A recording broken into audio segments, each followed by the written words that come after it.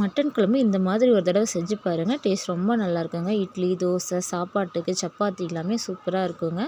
வாங்க எப்படி செய்யறதுன்னு பார்க்கலாங்க. அதுக்கு வந்து இன்றைக்கி குக்கரில் தான் நம்ம வந்து மட்டனை முதல்ல வேக வச்சு எடுத்துக்க போகிறோம். அதுக்கு வந்து எண்ணெய் சேர்த்திக்கலாம். எண்ணெய் சேர்த்துட்டு சோம்பு 1 ஸ்பூன், பட்டை, கிராம்பு, ஏலக்காய், அன்னாச்சி பூ சேர்த்திக்கலாங்க. ஒரு 3 பச்சை மிளகாவும் கட் பண்ணி வச்சுருக்க சின்ன வெங்காயம், ஒரு கொத்து கருவேப்பிலை சேர்த்து இதை நல்லா வதக்கி விட்டுக்கலாங்க. வெங்காயம் நல்லா வதங்கி வந்ததுக்கப்புறமா சின்னதாக ஒரு தக்காளியை கட் பண்ணி எடுத்து வச்சுருக்கோம். அதை சேர்த்து இதையும் நல்லா வதக்கி விட்டுக்கலாம். சின்னதாக தக்காளி இருந்தால் போதுங்க, அதிகமாக சேர்க்கக்கூடாது. சின்ன தக்காளி சேர்த்து இது நல்லா வதக்கி விட்டுக்கலாங்க. நல்லா ஒரு பெரிய ஸ்பூன் அளவில் வந்து நம்ம 2 ஸ்பூன் அளவுக்கு இஞ்சி பூண்டு பேஸ்ட் எடுத்துருக்கோங்க. அதை சேர்த்து இதையும் நல்லா பச்சை வாசம் போக வதக்கி எடுத்துக்கலாம். நல்லா வதக்கி விட்டுக்கலாங்க. பச்சை வாசம் போனால் தான் டேஸ்ட் ரொம்ப நல்லா இருக்குங்க.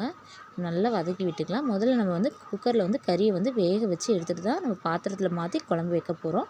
இது நல்லா பச்சை வாசம் போக வதங்கட்டும். அதுக்குள்ளே மட்டன் வந்து பார்த்திங்கன்னா 3/4 கிலோ அளவுக்கு மட்டன் எடுத்துருக்கோம். இதை கழுவி எடுத்து வச்சுருக்கோங்க. இதை வந்து இந்த குக்கரில் சேர்த்திக்கலாம். மட்டன் சேர்த்திட்டு கொஞ்சம் நேரம் நல்லா வதக்கி விடலாங்க. மட்டனில் இருக்க தண்ணியெலாம் வந்து வெளியில் விடணும். அப்போ தான் டேஸ்ட் ரொம்ப நல்லாயிருக்கும். இப்போ மட்டன் சேர்த்திக்கலாம். சேர்த்திட்டு இதை நல்லா கிளறி விட்டுக்கலாங்க. மட்டன் சேர்த்து இது நல்லா கிளறி விட்டுக்கலாம். 1/2 ஸ்பூன் அளவுக்கு மஞ்சள் தூள் சேர்த்திக்கலாம்.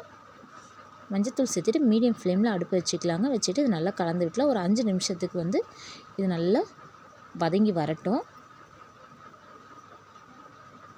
மட்டனில் இருக்க தண்ணியெலாம் வெளியில் விடுங்க. அப்போ தான் வந்து நமக்கு வந்து குழம்பு டேஸ்ட் நல்லாயிருக்கும். இப்போ பார்த்திங்கன்னா தெரியும், மட்டனில் தண்ணியெலாம் விட்டுருச்சு. வீட்டில் அரைச்ச குழம்பு மிளகாத்தூளுங்க.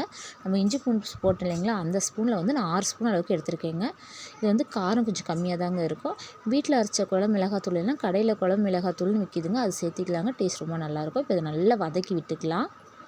இப்போ இந்த காரம் வந்து இந்த கறியில் இறங்கணுங்க. நல்லா வதக்கி விட்டுக்கலாம். பச்சை வாசம் போகிற அளவுக்கு நல்லா வதக்கி விட்டுக்கலாம். வதக்கி விட்டுட்டு தண்ணி சேர்த்திக்கலாம். நம்ம இப்போ இந்த கறி வேக அளவுக்கு மட்டும் தண்ணி சேர்த்திக்கலாங்க. சேர்த்துட்டு இதையும் நல்லா கலந்து விட்டுக்கலாம். நல்லா கலந்து விட்டுக்கலாங்க. கலந்து விட்டுட்டு இந்த கறிக்கு மட்டும் தேவையான அளவுக்கு உப்பு சேர்த்திக்கலாங்க. கல் உப்பு சேர்த்திக்கலாம். நம்ம குழம்பு வந்து தனியாக அப்போ போட்டுக்கலாம். இப்போ கறிக்கு மட்டும் கொஞ்சம் கல் உப்பு சேர்த்திட்டு நல்லா கலந்து விட்டுட்டு மூடி போட்டு ஒரு 4 விசில் வச்சு எடுத்துக்கலாங்க. 4 விசில் வச்சு எடுத்துக்கலாம். இப்போ வந்து வதக்கி அரைக்கிறதுக்கு என்னென்ன தேவைன்னு பார்த்துக்கலாம். எண்ணெய் சேர்த்திக்கலாம். 1 ஸ்பூன் சோம்பு, 1 ஸ்பூன் அளவுக்கு ஜீரகம், 1 ஸ்பூன் மிளகு சேர்த்திக்கலாங்க. இது நல்லா பொரிஞ்சு வரட்டும். நம்ம வெங்காயம், சின்ன வெங்காயம் சேர்த்திக்கலாம். சின்ன வெங்காயத்தில் கறி குழம்பு வைக்கும்போது டேஸ்ட் சூப்பராக இருக்குங்க. சின்ன வெங்காயம் சேர்த்திக்கலாம். சேர்த்துட்டு இதையும் நல்லா வதக்கி விட்டுக்கலாங்க.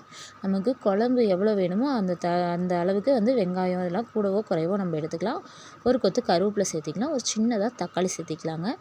நான் வந்து வதக்கி விடும்போது ஒரு சின்ன தக்காளி இந்த அளவுக்கு தான் சேர்த்துனேன். இப்போ அரைக்கிறதுக்கு இந்த அளவுக்கு தாங்க சேர்க்குறேன். இது நல்லா வெங்காயமும் தக்காளி வதங்கி வரட்டும். கொஞ்சம் புதினா இலையும் கொத்தமல்லி இலையும் சேர்த்திக்கலாங்க.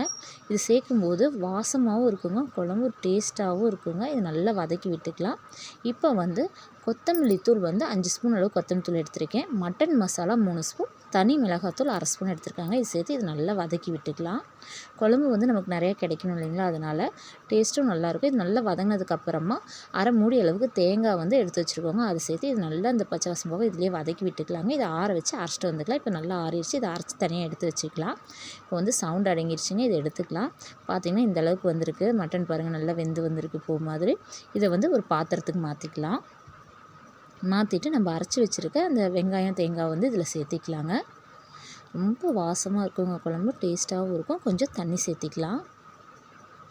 நம்ம குழம்புக்கு எவ்வளோ தண்ணி தேவையோ அந்த அளவுக்கு தண்ணி சேர்த்திக்கலாங்க. சேர்த்துட்டு இதையும் நல்லா கலந்து விட்டுக்கலாம். இந்த அளவுக்கு நல்லா கலந்து விட்டுக்கலாங்க. குழம்பு எந்த அளவுக்கு கெட்டி வேணுமோ அந்த அளவுக்கு நம்ம வச்சுக்கலாம்.